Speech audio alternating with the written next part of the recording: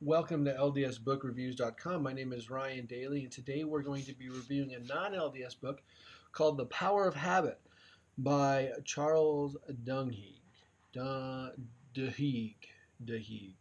The Power of Habit. Okay, so this is a non-LDS book. You actually probably won't see it in Deseret Book, but you'll see it in every other major book retailer and seller, available on Amazon. It is a New York Times bestseller, which is actually why I read it. I read it because I'm a big fan of behavioral economics and psychology, and a big fan of developing habits that create good movement in our lives, that extreme competitive level. I love that stuff.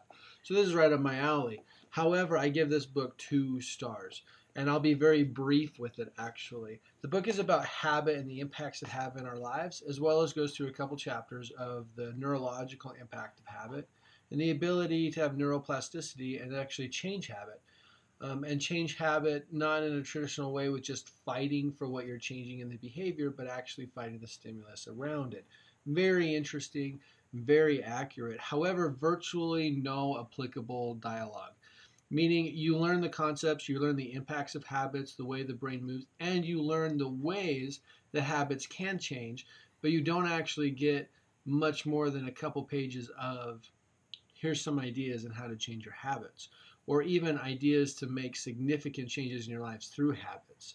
So although scientifically it was an interesting read and I felt like it was accurate, the applicability in our lives to develop more meaningful habits that can help us grow and progress and be, let's either say, more obedient or more diligent in any particular avenue just isn't happening. It just isn't there.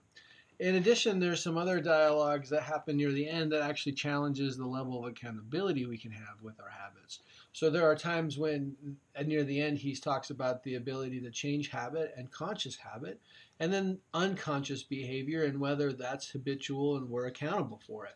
Ultimately dismissing it and saying that the whole argument is pointless because of course you're not accountable for those that you're unconscious of, but habits are things that you make choices of before. It gets confusing. He goes through some dialogue that focuses on a conflict to have some kind of conflict near the end, and then ultimately resolves it with, but it's not anything we should worry about. Of course we don't worry about it.